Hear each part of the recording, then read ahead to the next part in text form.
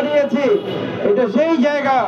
জুলাই আগস্টের অভ্যুত্থানের এখানে প্রতিটি ইঞ্চি রক্তে রঞ্জিত হয়েছে, নিহত আহতদের রক্তে। আমরা আজকে 3 মাস পার হয়ে যাওয়ার পরও এখনো সেই রক্তের কোনো বিনিময় পাইনি কোনো আহত নিহতদের পুনর্বাসনের কোনো আশ্বাস। আমাদের সরকার আমরা নিজেরা বসিয়ে যদি আমরা এখন পর্যন্ত আমাদের আবারও রাজপথে নামতে হয়, কবে আমরা এর প্রতিকার পাবো?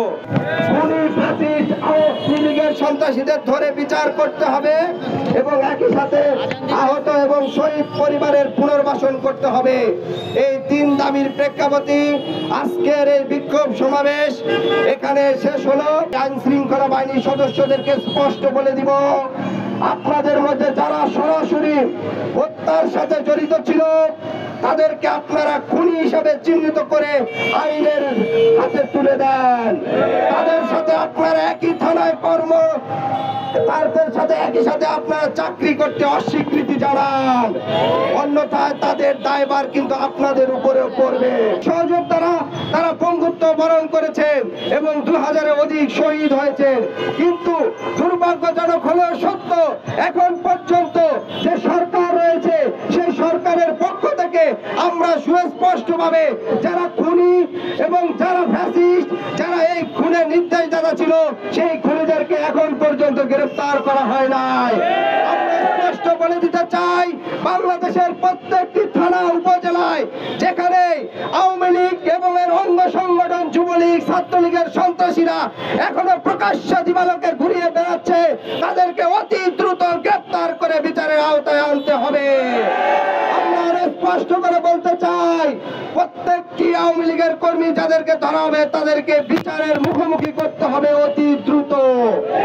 একই সাথে শহীদ পরিবার যাদের কাছে এখনো পর্যন্ত আর্থিক অনুদান পৌঁছায়নি, আমরা প্রতিনিয়ত দেশে ছাত্রলীগ, বিভিন্ন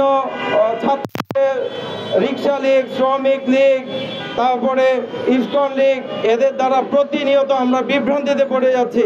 আমাদের সরকার এখন পর্যন্ত তার জন্য কোনো কঠোর ব্যবস্থা নিতে পারেনি।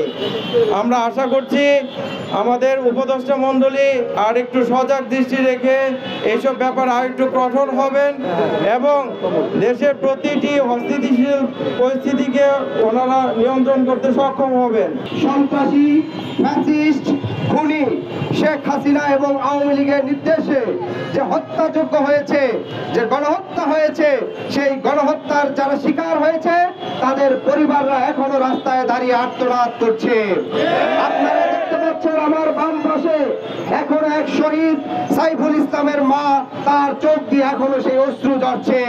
আজকে যদি আপনার পরিবারের কোনো সদস্য নিহত হতো, আপনি স্বাভাবিক জীবন যাপন করতে পারতেন না।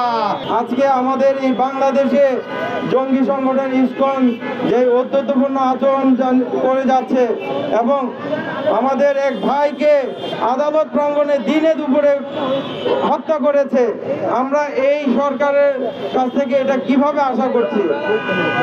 অবিলম্বে খুনিদেরকে দৃষ্টান্তমূলক শাস্তির আওতায় এনে বাংলাদেশে ইসকন সহ জঙ্গি সংগঠনদেরকে নিষিদ্ধ করতে হবে এবং উৎখাত করতে হবে।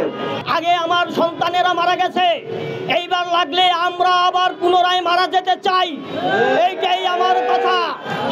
কিন্তু প্রশাসনের দিকে দৃষ্টি এবং সাংবাদিক ভাইদের আমরা আকর্ষণ করছি, বিভিন্ন মিডিয়ায় আপনারা আমাদের যে দুঃখ দুর্দশা এইটি তুলে ধরেন, আমাদের দোষরদের আইনের আওতায় নিয়ে আসেন এবং প্রশাসনের তালবাহানা বন্ধ করুন।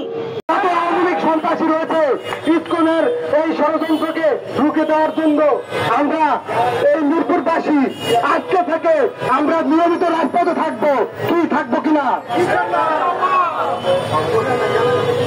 এবং এই আওয়ামী লীগকে খুনি হত্যা গণহত্যাকারীদেরকে অবিলম্বে